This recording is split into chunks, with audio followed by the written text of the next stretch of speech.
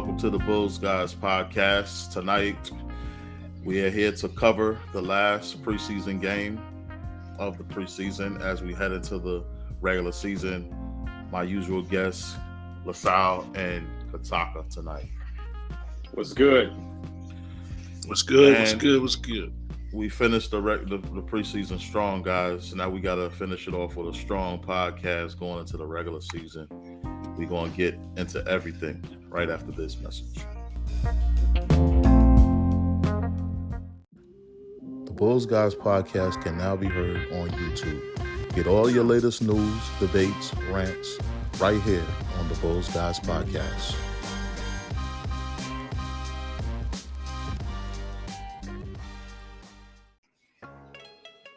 All right, guys, we're back. This was probably our most complete game of the preseason, and the crazy thing is Zach and DeRozan didn't even play.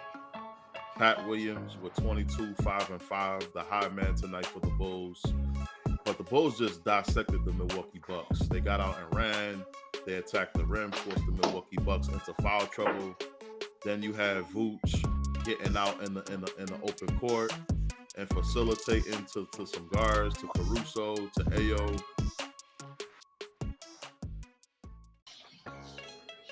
The Bulls just dissected the Milwaukee Bucks in every way possible in this game. What are you guys' thoughts on this thing? I think that they played a very good game. Now, granted, they playing a second and third unit. I think if you compare both teams, we could have been up a lot earlier, I would say. He did go off. But this just goes to show, this is my opinion, that he's a second unit guy. I just want to see what he does against starting lineup. But they did very well, man. They moved the ball. They played deep. And they ran. I like the fact that they did a lot of fast break. Fast break points. I think they had over 20-some fast break points. So they definitely pushed that ball once they got the rebound. What's up? I was impressed with Drummond, his play. That baseline move he did in the fourth quarter, that similar to Hakeem, I really think that's the way he's going to play all year long.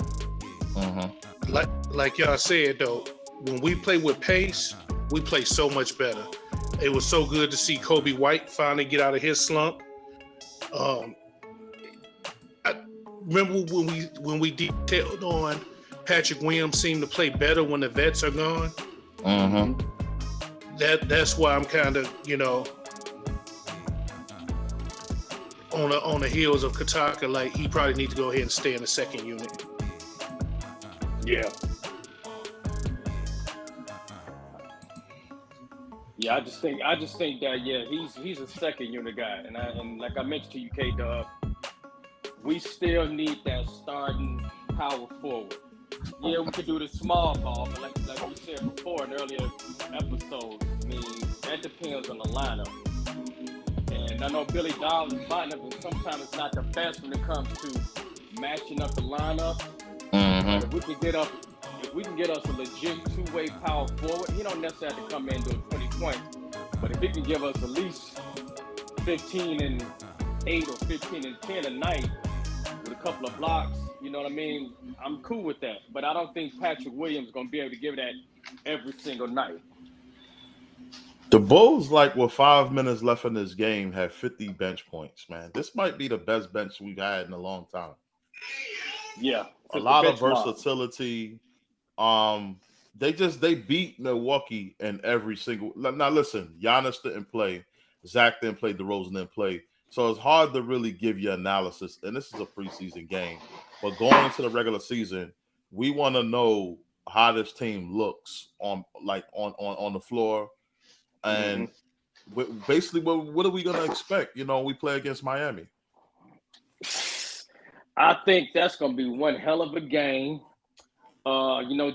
Jimmy Buckets, he gears up for a game like that. We got to start off hot. Like they mentioned, like Stacey mentioned on the game, man. It's like ain't no easy wins in the Eastern Conference. Ain't no easy wins in the NBA now, period. Mm-hmm. So every single game that we play, we got to come out on fire. None of that. Oh, we got a slow start, or defensive let up, and our shots not going in.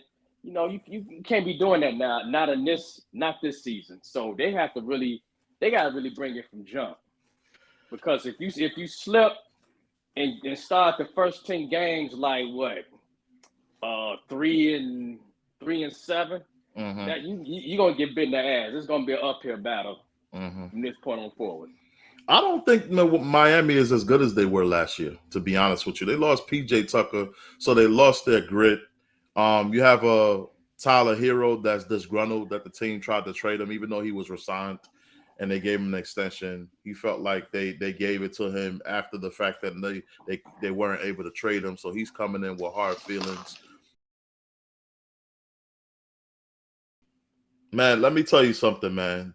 The Chicago Bulls, they might not have the power forward that you guys think they should have, but I think they have something where they can beat teams by forcing them to play their style. This team like to get out and run. Mm-hmm. They like to get out and run. I'm looking at they roster now. They got Dedman probably replacing Morris. Mm-hmm. Dwayne Dedman. He plays aggressive, of course, but he's no shooter. He's more of a low post guy. So here's the thing. This is preseason, right? Milwaukee is 0-4. They finished the preseason 0-4. The Bulls finished the preseason 3-1. You don't want to put too much stock into the preseason. This is what I want to see when a regular game starts. This is easily fool's gold. Right. But Patrick Williams, to see him come out with 22 points, 9 of 17, get at least a confidence builder going to the regular season. This is a guy that missed most of the season last year, along with Lonzo Ball. Lonzo Ball didn't play. And this is something that I discussed with a friend of mine. We always discuss in sports and the NBA. And he, for some reason, thinks because every other team got better in the NBA that the Bulls don't have a shot. But the Bulls weren't the Bulls last year. You didn't have Lonzo. You didn't have Caruso. You didn't have a healthy Zach. You didn't have Drummond. And you didn't have Dragic. Can we honestly say this is going to be the same Bulls team that was a 6 seed last year? I don't think so. If everybody plays, this is a different Chicago Bulls team. Mm-hmm.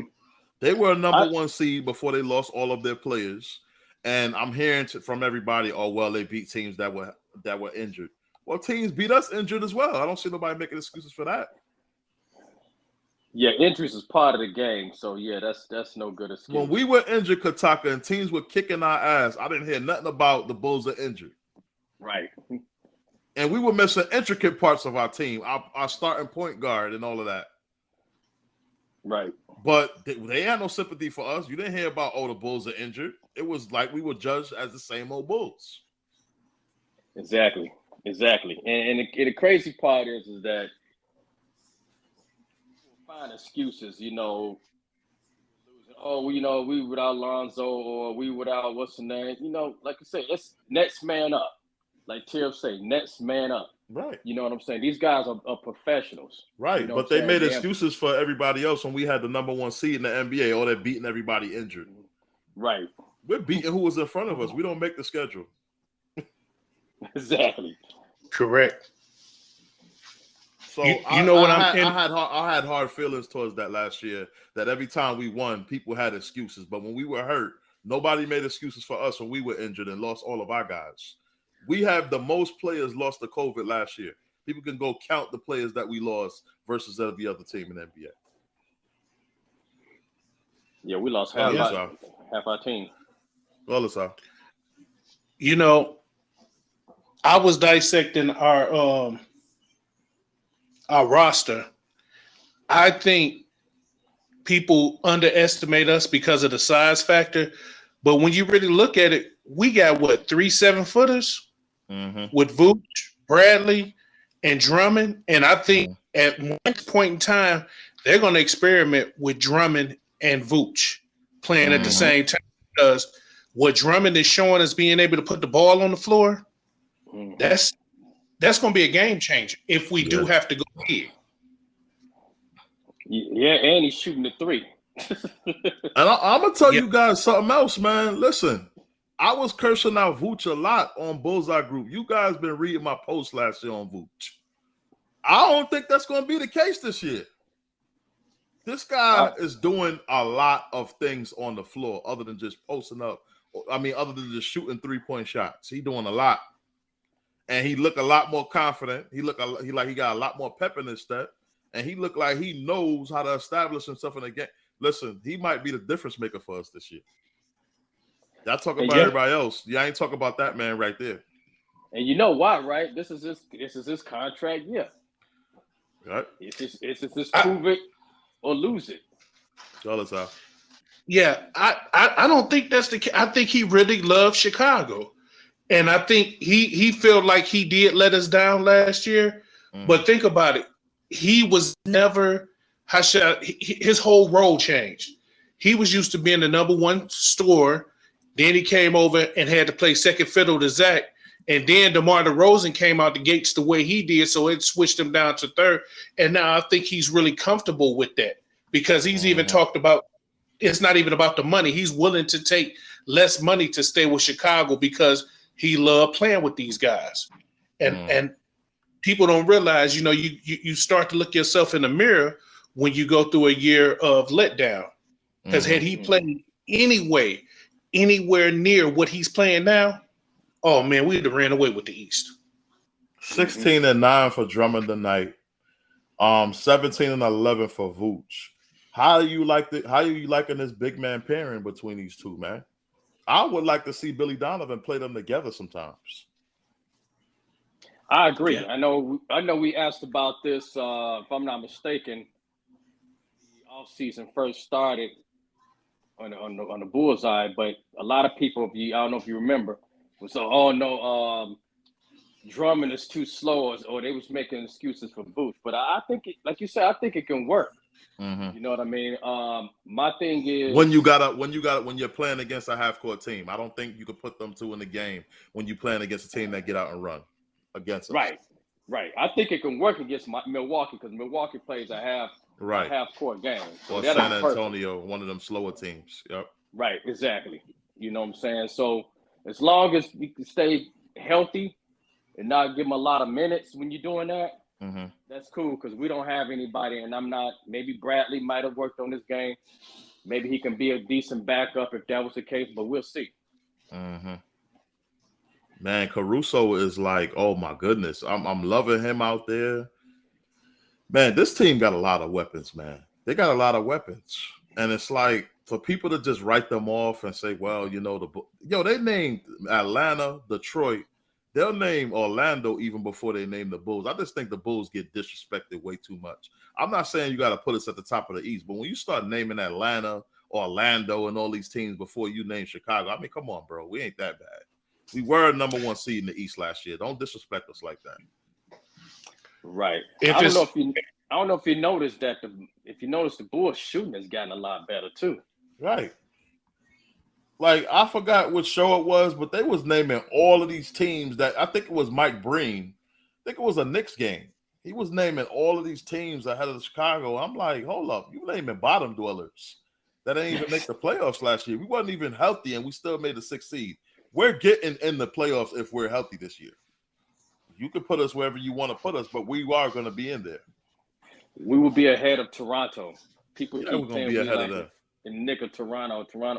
I think we'd be better than the Hornets, especially if LaMelo. I don't know if you noticed LaMelo got injured the last game. I don't know what his status is now, but it looked like it was pretty bad ankle injury. So, listen, I spoke about this a lot. I'm sorry to cut you off, Kataka. You were finished? No, I was finished. I spoke about this a lot during the off season after the Nets had their debacle sweep to the Boston Celtics. I'm not worried about the Nets, man. Listen, you got to figure out what you're going to do with Kyrie and Ben Simmons, two of the biggest head cases in the history of the game, possibly.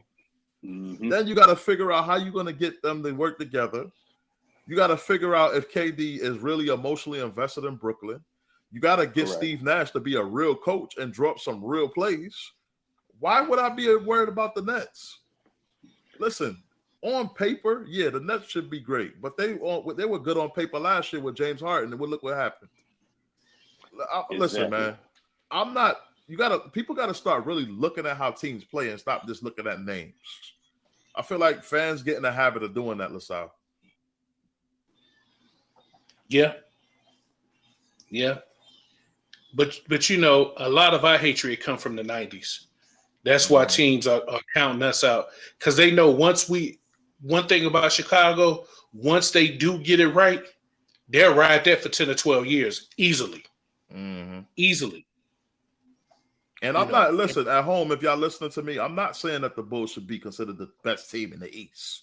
I'm not being biased towards my own team, but I'm saying, like, come on, we ain't below Detroit and the Hornets. Come on, man. Like, we deserve more respect than that. Y'all don't think so, guys? Oh, I definitely think so. I mean, we're a big market, you know, and we're a major market, big sports town. We expect the best. And I'm tired of when guys say, you know what, we're a growing team and this and that. We got to think about the future as well. You know what I'm saying? Because we got to spend money. I know DeRozan is getting older, but we're still a young team, and we still, like I said, man, we expect the best. So we got some team stats. Go ahead. Kataka, to come in on what you were saying about the spending money. That's one good thing I'm glad we're not doing, spending wasted money. They're managing the money better, not just giving money away because a person's out there. I think when the time comes, they're going to do just like you said, going to spend the money wisely. But I think they're going to make sure they got a for sure fire hit when they start spending over cap, going into the luxury tax. That's true. That's why I'm like with Vooch, let's see what he does this year before you go ahead and do an extension. Don't be trying to get us do an extension halfway through the season. I want him to sweat a little bit. I want to see what he does all entire season, because we know we don't see some guys that play for this organization. You give them a little bump in pay, and these guys, they start falling off. You know what I'm saying? So, let's see what he do. Well, he is 31. If not 32, I'm not mistaken. If he didn't turn 32, I know he was 31 last year. Listen, man, 32. That's old, man, in basketball years. For center, especially. So somebody's gonna be taking a lot of pounding up front. 32 is an old age, man. We had Paul Gasol when he was in his 30s, but Paul Gasol was more polished and more skilled offensively, than Vooch is. Listen. I pull a plug on him, man, for the right deal. I would do a sign and trade for DeAndre Ayton in a heartbeat. Yes. Because I don't think he wants to stay with Phoenix. I don't know why maybe he just wanted to secure his money. But him and Phoenix, that is not a done deal. That's a bad relationship. And I can imagine him wanting a trade. I mean, think about it. When Chris Paul gonna retire, not this season, next season. I mean, where that team gonna go? I know you still got Booker. But still, I mean, ain't no guarantees, because you're gonna need that point. So if I was him, I want to bounce too. Hey, to switch topics, Patrick Williams was real aggressive tonight. He was real aggressive tonight. I don't know what gotten into him. Y'all saying that because the jocks were out, so he played better. Maybe because it was more focused on him, because we didn't really have that many main scoring options tonight. So he was able to get his due. But dude had like 4 monster dunks. And this was right after John Potts on Bullseye Group made a post about him saying, listen, y'all still believe in Pat? I never didn't believe in this guy. I don't think his problem is skill. I think it's mental. It's mental. If you can't look at this guy and see that he's skilled, you got issues. You don't got a basketball mind. He scores by accident sometimes, Kataka. Accident. He's like a big giant that don't know his powers. He's skilled. He just has to get confident. And that's the thing. I mean, that's why they're trying to push this dude. Now, look, dude, just play your game. But you're right. He has skill. He can shoot. You know what I'm saying? He got that high archer. You know what I'm saying?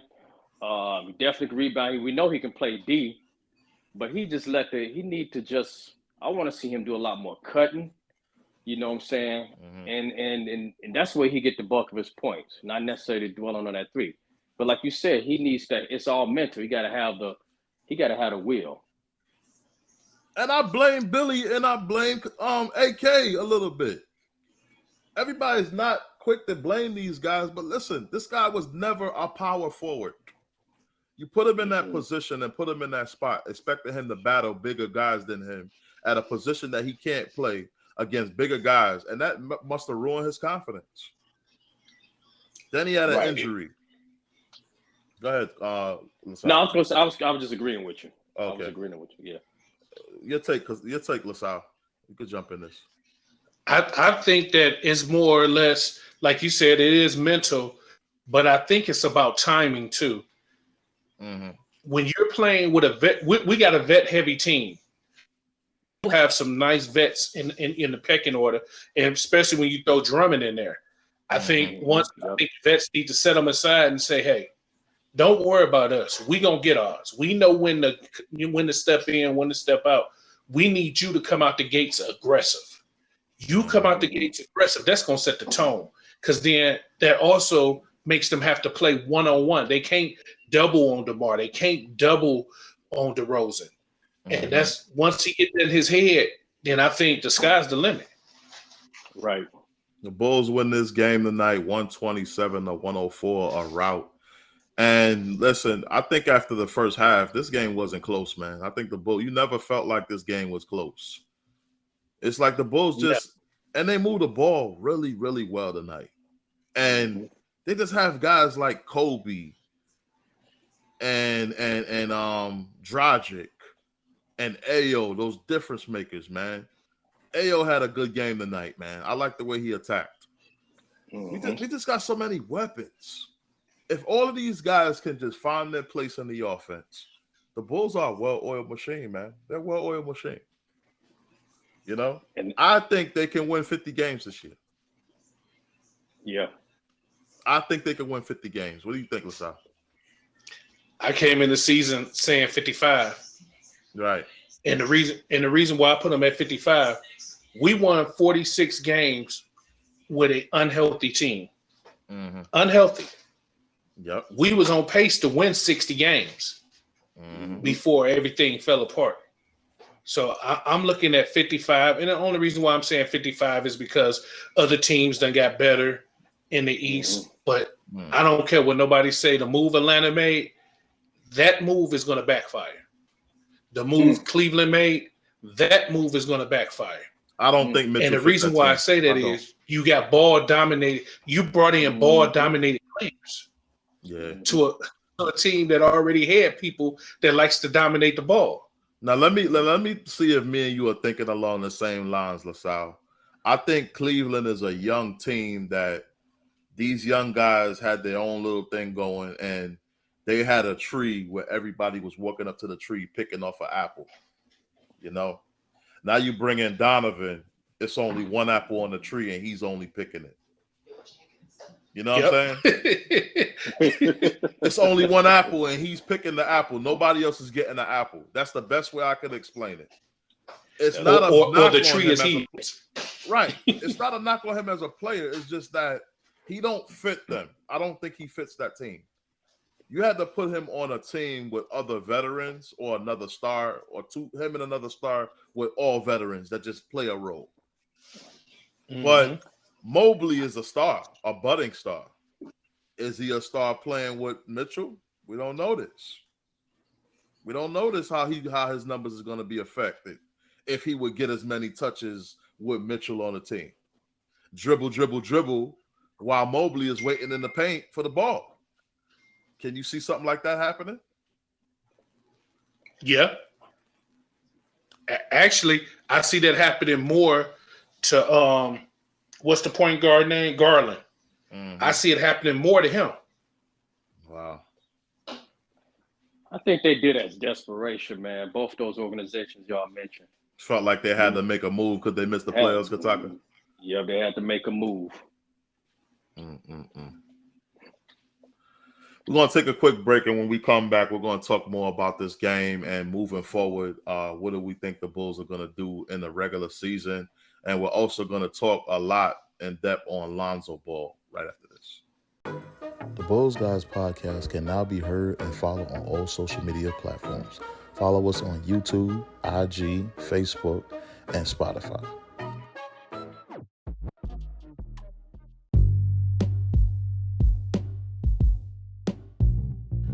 The Bulls Guys podcast can now be heard and followed on all social media platforms. Follow us on YouTube, IG, Facebook, and Spotify.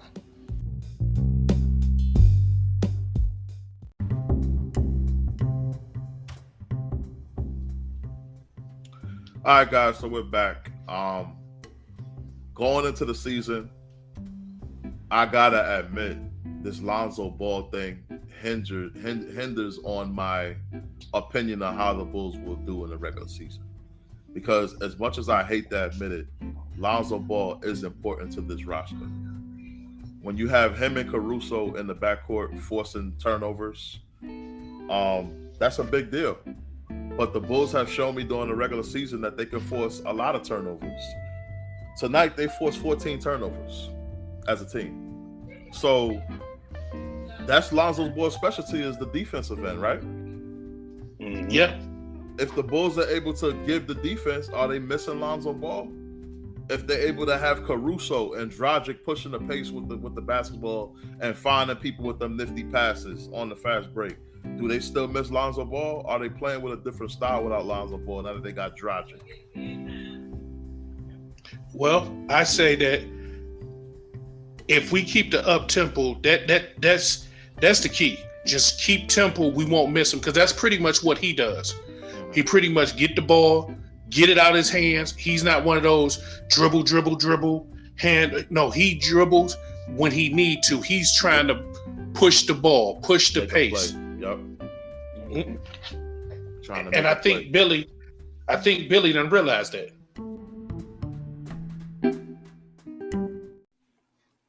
The ball has to constantly move because you have to make the defense work. If the less the defense has to move around and chase the basketball per offensive player, the defense could just load up and lock in and force the offense into a bad shot. It's simple arithmetic. It's not rocket science. It's in basketball. Mm. So I always like point guards that serve their purpose of getting others the basketball. That's their primary job, not to score the basketball. The defense know you're not passing it when you're a scoring point guard. So why the defense got to move around? Nobody else on your team can score because you, as the point guard, is taking all the shots. So how are you going to get everybody some rhythm in when you consuming the basketball? This is the problem I had when Jimmy Butler was here, guys. I want to add to that. One thing else I noticed since we're talking about defense, I don't know if you noticed this preseason that the Bulls are not getting caught up on screens too, because that was the number one of the biggest things last season. Is them getting guards getting caught up on screens. I noticed there's a lot of switching, and even if they do have a mismatch issue, they do team defense, like double up if need be and getting back to the other defender. So I did notice that they've been working on that as well. They struggled with that a lot last season, especially with those 3-point shooters coming off the screens, guarding the screens. Yeah, because after the first game, I was like, man, I hope we're not going to deal with this again. And I guess they got it together after that first game. We haven't seen it. It's been better on ball defense. It's like that first game they had quicksand on their feet, and ever since then, it's like they chipped it away because they've been straight moving laterally. Just flat out everybody help defense. The worst game they played was the first game. That's when I came on Bullseye and y'all both heard me. I'm like, what the hell are they running? It was just straight isolation, running up the court, shooting. Nobody was passing. Nobody was doing. I count that as a feel out game. They were trying to feel each other out. Yeah. But this Lonzo Ball thing, I ain't gonna lie, it's starting to annoy me and starting to make me think in the back of my mind, if we wasted money on this dude. That's a great point. While you was talking about, I'm thinking like, okay, if the Bulls can get away being successful with the lineup they have, with the guards that they have, will Lonzo be expendable? Because I think he got one more year in his contract. He did a 2-year, right? If I'm not mistaken. He did a 3-year with the 4th-year player option. Right. Okay. And with him being damaged goods, with him being damaged goods, he's going to take that 4th year. Okay. So would that make him expendable, depending on the success of the guards that we have right now? I say. Go ahead. I was just saying. I say yes. I think. Listen, here's the thing. When he was playing, I was so into Ayo being the starter in the future. Ayo just does so much right, man. Ayo is just like, I don't even know if I want to call Ayo a point guard. He's a complete player. Is it just me? He was like that at Illinois. Let's go to his numbers tonight. What Ayo had? 8 points, 1 assist, 2 rebounds. His numbers wasn't that impressive tonight. I felt like he played a much better game than that. He was proficient. Right. Yeah. What it was, he was proficient. Kobe White with 15 tonight. Yeah, Kobe been shooting lights out. He just ain't forcing shots. He getting the right shots. You know what I'm saying? He taking the right shots and trying to play a little D. Hey, man. Kobe White and Vooch said, take that, K-Dub. Talk about us like that last year. We come back with a vengeance. Yeah, because we were straight dogging them out last year. No more bullseye posts. No more. These guys came out and been balling, man. They've been my 2 whipping boys last year. I can't say nothing about them. Listen, if they play like this in regular season, I ain't going to see many posts from me. Are you sure about that? Let me ask y'all this. I'm thinking I'm thinking that Giovanni Green, Caruso, Williams, and Drummond, and leave DeRozan or Levine in the game with that second unit. And I'm thinking just straight up pressure. Pressure. What y'all think about that? So when you add Javonte Green into that mix, it's possible. Yeah. That's them the dogs right there, all of them. Yeah, I call that my uncomfortable lineup because they make people uncomfortable. Yeah. Name that lineup again. I said Giovanni Green, right? Caruso, right? Williams, Drummond, and then leave one of them other guys in between, DeRozan and Levine, just to score a pure score in case you run into trouble. Or if Kobe White's going to be playing defense, you can come with Kobe. You got 2 weaknesses in that lineup though. Pat and DeRozan or Levine. I don't think DeRozan and Levine is the defenders I need them to be. I would switch those 2 out with Ayo. I'll put Ayo. But then what is scoring from? Ayo can score. Yeah, he can score. Yeah, Ayo can score. Javonte Green is a better scorer than you think. Yeah, he popping corner threes.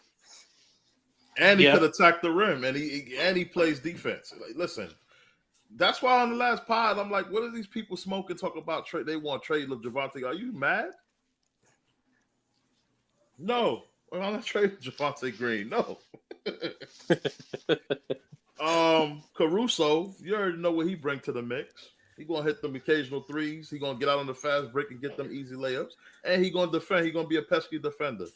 And he got a good eye for the court too. You gonna need somebody like that. Right. Now with Pat, I don't know who I would switch out for Pat.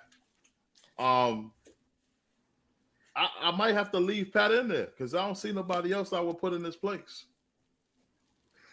No, ain't too many options there. It ain't. So Not Zach unless gonna have to suck it up. Well, they've been playing Javante, even though he's been undersized, he's been the 4-man. Mm-hmm. So he just so much dominant when you put him at small forward or shooting guard because he played bully ball with them guys. Even though they taller than them, they're not stronger than he is because he used to battling fours. I really hate when they put him on the power forward. I hate that. I hate it with a passion. I know sometimes it worked, but I despise when they go that lineup, man, when they have him at the 4. Well, if you're going to have Drummond at the 5, I think you could get away with that because Drummond is more active as far as protecting the rim. Mm-hmm. People forget Drummond ain't no little dude. Yeah, and he played around. And he played old school basketball as far as if he foul you, he gonna make it count. Prison rules.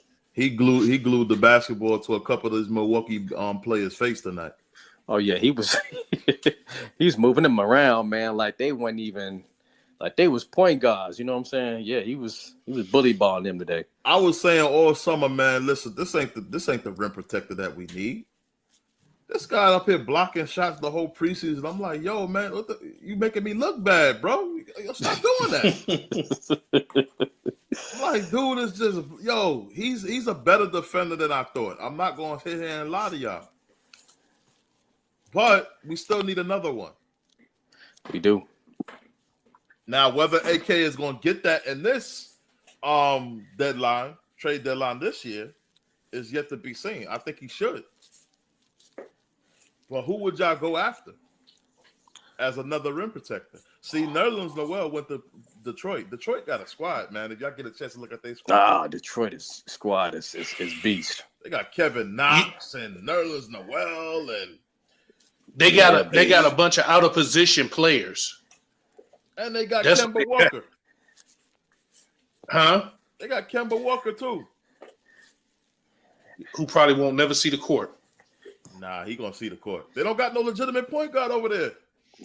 They got him in third on the depth chart too. On the point guard, they got him third. Right. They got Sadiq Bey, and then they got some other names, man. They loaded. Then they got Jeremy Grant last year already. He's still there. No, he ain't. Remember he going to Portland. Oh yeah, he did. They did move him. Yeah, they did move him. Trade him to Portland. Right. They still got a squad though. I don't know if you've seen their roster, but listen, I've seen their roster. And they got Bogdanovic too. I mean, the Bogdan, the dude from Utah.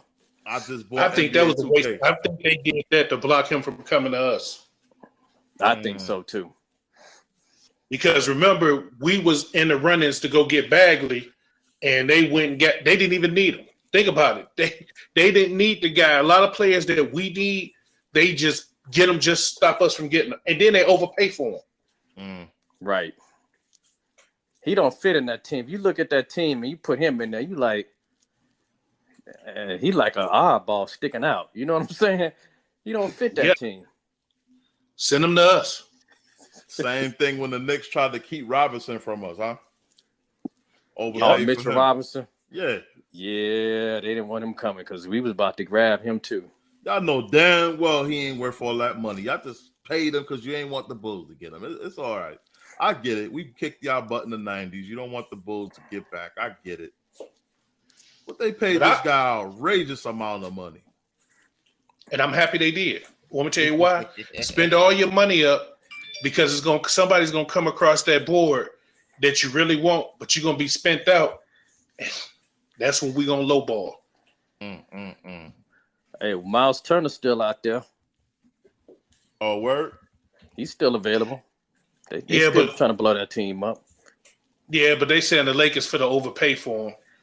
You know, really? The Lakers. They're right now. They're in discussions with getting Miles Turner and Buddy Hield for them 2 draft picks and Westbrook. They're just trying to start the season to see if they're going to need something else. Because their next move is going to be their last move. Once they make this next move, they're going to be crippled. Westbrook gone. He is. Yeah, I know definitely he gone.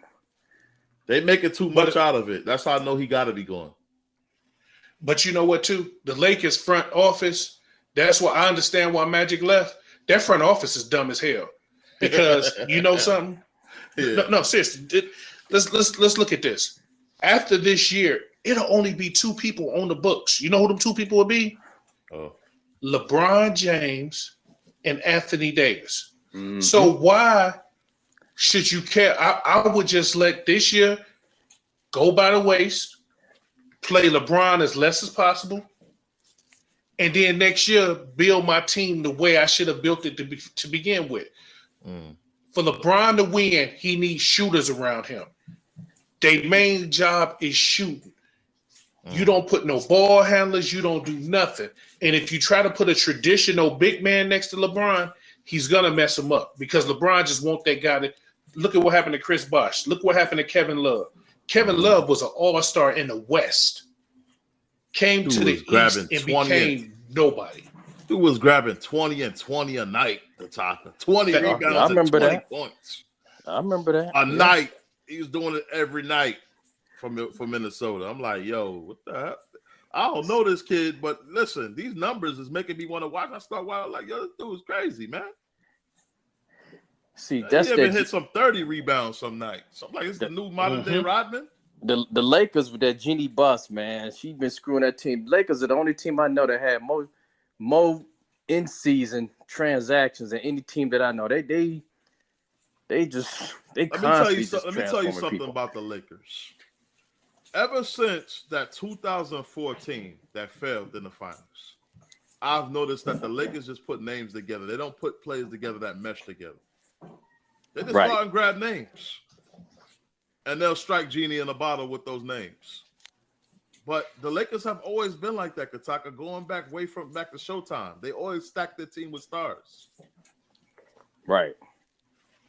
They're not big on role players that make a difference. They're big on names. And they sure hate to rebuild. They're like, hell no, we'll overspend for all these big names versus rebuilding. And I ain't letting Westbrook off the hook, but he ain't the reason why the Lakers are struggling. He ain't. And I'm dying for him to leave so you can see that he ain't the problem.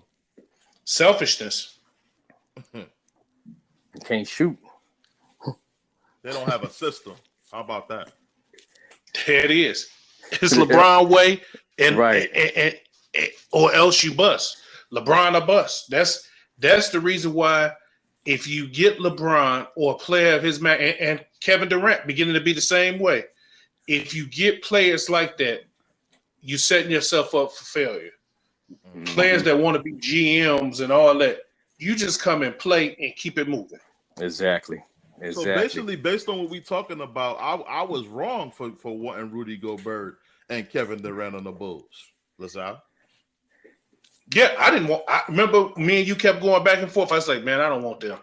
I didn't want Durant because I didn't want the drama. I didn't want Gobert because I don't know if you realize this, but over the last couple of years, especially after last year, Gobert's stock has went. People are not scared of him no more. You got little old 6'4" Terrence Mann dunk on him and look at him like he was a kid. And think about it. That's when that series went straight to shit.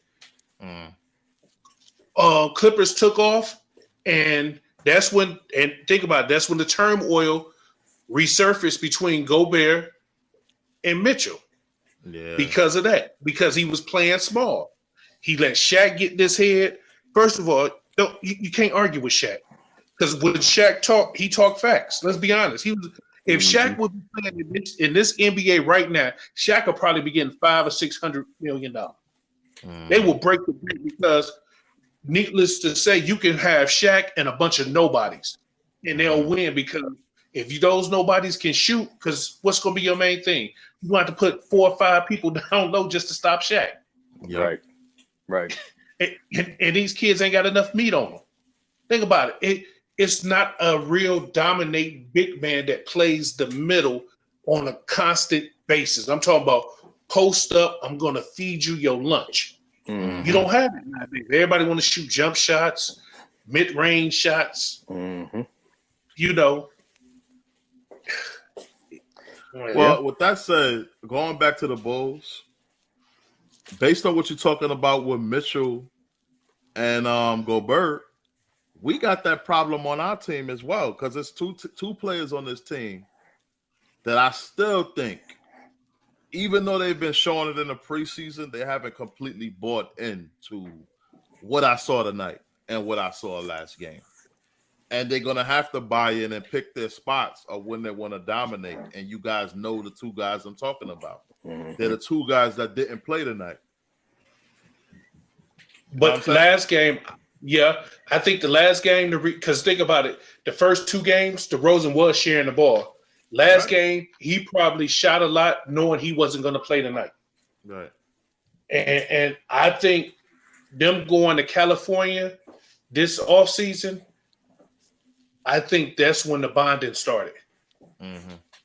I think that's when the bonding started, and you was able to help each other and see each other's weaknesses and pick them up. Right. Because last year we had a preseason, but we didn't. Patrick Williams didn't play because he was hurt most of the preseason. We had injuries going into the preseason. I really do think, and let me say it like this: I hope that they learned their lessons from selfish ball, because DeRozan, that last game last year against Milwaukee, I think he saw the error of his ways, because he shared the ball last year and guys were so surprised that they couldn't hit the side of a bar. They're not used to getting them. Yep. So the verdict online is that K-Dub don't know what he's talking about. What did I say? This was about a month or so ago, or probably in our last couple of podcasts ago. What did I say how you beat Milwaukee? Ball movement. Running the ball, right? Getting out and run, making them guard you in the full court, right? Yep. Is that how the Bulls beat them tonight? Yep. Now, mind you, Giannis didn't play, but what difference would he have made? He's not a full court defensive player. So I don't think he would have made no difference if he would have played tonight. This is how you beat the Milwaukee Bucks. Now, mine, Chris Middleton didn't play, but even with Chris Middleton, he's a half-court player. You got to run these guys into the ground, man. So if the Bulls meet these guys again in the playoffs, this is the recipe of how you beat the Milwaukee Bucks. They did it in game 2, and then they got away from it, Kataka. Yeah, they did. Yep. They did it. Actually, they did it in game 1 and 2. Remember, they just couldn't buy a shot in game 1. Right. We lost that game. Remember, that was a close game, too. Mm-hmm. And round down to the teeth. Yep. And then I know sometimes Levine, man, if he finds himself not really getting the touches, once he do get the touches, he's shooting or trying to take it to the hole, and you know what I'm saying. So just to add to what y'all said a little bit earlier, Lasalle, about ball movement, DeRozan moving the ball, I want Levine to realize that too, that hey, it ain't always about you. I know you got the big contract, but you got to find other ways and got to move that ball around. At the end of the day, it's a thin line between being glorified with numbers and winning a championship and playing team basketball and feeling that success as a team. There's a thin line between both of those. I could have all the awards and the MVPs like DeRozan did last year, and I could go home in the first round. Mm-hmm. Are you really happy with that? At the end of the day, that's the real question. That's the real question, because at the end of the day, what is your... Go ahead. What you said? I think that burnt the fire under him going home in the first round, because we just knew we was going to be in the Eastern Conference Finals prior to the injuries. Yeah. You know, prior to the injuries, I just knew we was going to run away with it. And in a sense, I'm kind of glad that happened, because think about it. Levine played the way he played because it was payday for him. Let's be honest. That's why I don't see a repeat of him playing like he played last year. DeRozan, he made his point. I don't see the reason. I don't see him playing the way he played. I'm not saying as far as the scoring, but I'm saying as far as the ball hogging, because they can move the ball and still get their 20-something points a game. You know, because they're the best players on the team. Let's be honest. They're going to get the bulk of the shots, but them shots can come easier and you can be more proficient. Mm-hmm. You can take, instead of you taking 20 shots and scoring 25 points, why not take 15 easy shots and get that 25? You know, they're gonna have to. I think they're gonna learn that, and I think they may have learned that. Yeah, get your 25, half of that, shoot, that solid 25, getting to the foul line. You know what I'm saying? You know, stuff like that. Yo, I need Billy Donovan to be a cook in the kitchen, cooking a big pot of soup, right? You want to put a little pepper in the soup. You want to put a little bit of salt, you know, a little bit of cayenne pepper. Then you're going to put your chicken broth, you know what I'm saying? You add a little recipe, add a little bit as you're going along, and you cooking the soup, right? Yep. He has a lot of different weapons that he can beat teams in a lot of different ways. I want to see during the season him expressing these different ways that he can beat teams. Not only that, scouting the teams that he's playing against and their weaknesses and attacking those weaknesses. Mm-hmm. You got some teams that can't guard the paint. You got some teams that can't guard the three. I want to see him expose those things. That's what's going to make the difference in me saying, you know what? Billy Donovan has grown as a coach. Mm-hmm. That's what I need to see. Now, we know he got the weapons. We know he got a lot of versatility on his team. You're absolutely right, because teams, they already know what to expect of the Bulls, because we brought damn near all our players back. So if I understand you correctly, you want Billy Donovan to actually coach. I want him to use the tools that he has on his team accordingly. Why would you want to turn all of these guys into three-point shooters when they each have distinct special skills? Individually, they all have different skills. So why do you just want to turn them all into shooters? Shooting yourself in the foot like that. You have a lot of versatility. You got Patrick Williams that can attack the basket. You got a Caruso that could get out and run. You got an AO that can shoot the three, get out and run, and pass the ball. This team is deep as far as like skill-wise. You don't want to turn these guys into just three-point shooters that pass the ball around and whoever get the ball that's open, shoot a three. That's so boring. Show me something different. Right, so he got to draft up some real plays for different folks, not be predictable every night. I got you. Did it tonight. You had Vooch out in the open court running the point guard. I'm like, what the hell am I watching? He ran the break. You seen it? Yeah. They caught Ayo up the court for a layup. I'm like, yo, what am I seeing? Yo, this is actually fun to watch. Right. But you know that's why he wanted to play positionless basketball, because he wanted everybody to be able to start the break. And I think it's finally happening. I think they buying into it. I think they seeing it. Because think about it. We never did nothing 3 times in a row. As far as when we won games last year, it was always a different way.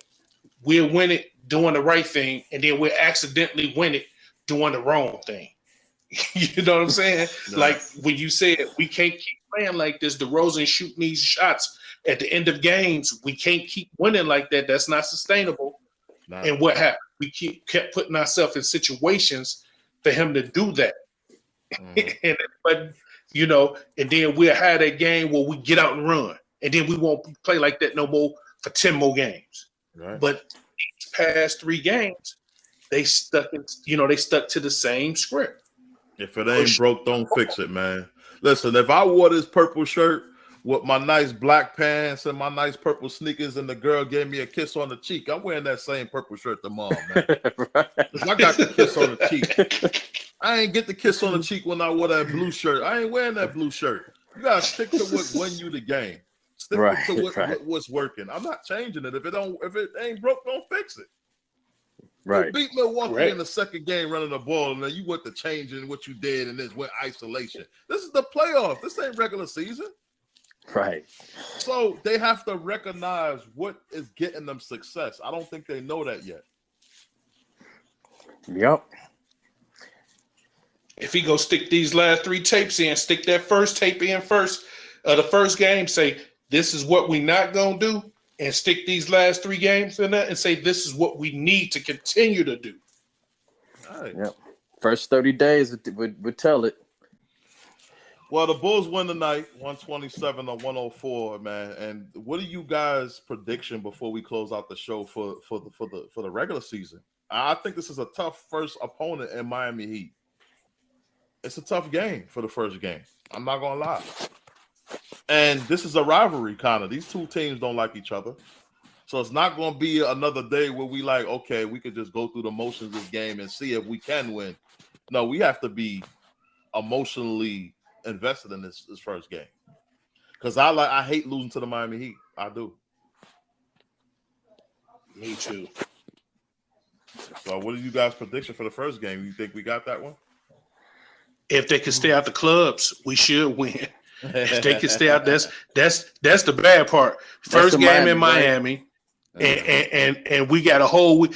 Who's not to say they're not going to travel down that Saturday? Right. And don't play until Wednesday.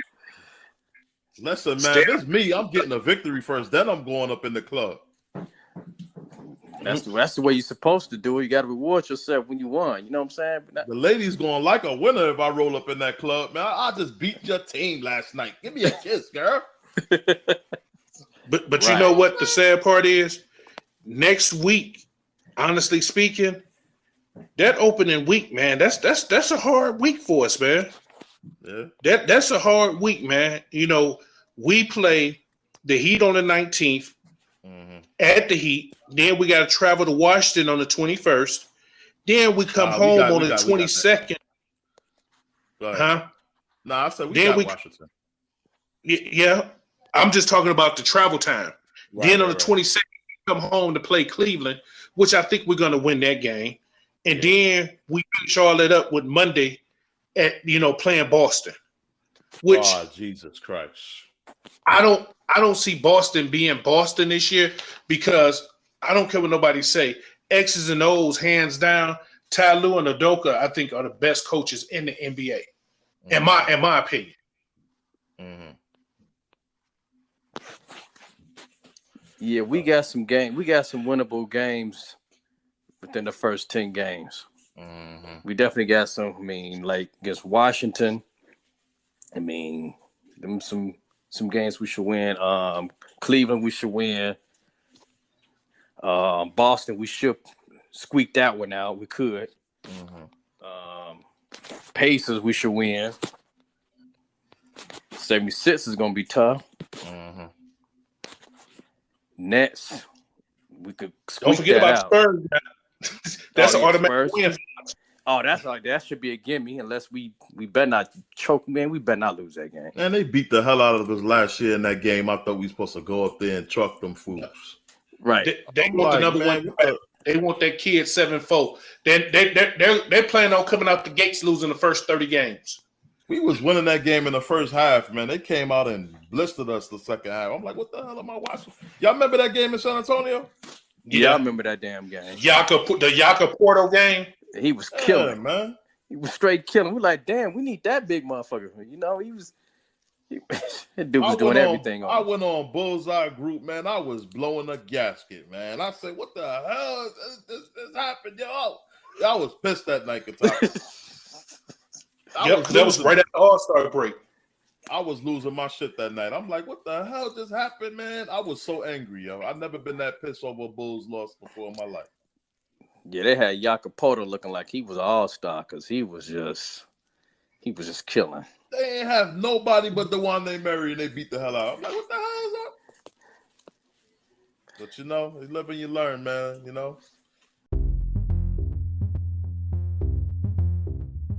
But that's our show for the night, guys. Thank you for joining us at home. And, the Bulls get a big, much needed win to close out the preseason. Now it's the real games. The real games start. Now let's see what we're made of. Thanks for joining us tonight. Thanks for joining me and my two co-hosts, Kataka and Lasalle. And we will be doing our first show together. So both of my brothers will be with me for that show against the Heat. See if we can get that victory. Got last things you guys want to say to the audience? Go ahead, LaSalle. You first. I just want to say, go Bulls, baby. Let's do this. 2023. Let's bring it home. Ditto. That's all I gotta say. All right. Go Bulls. See red. See red. See red.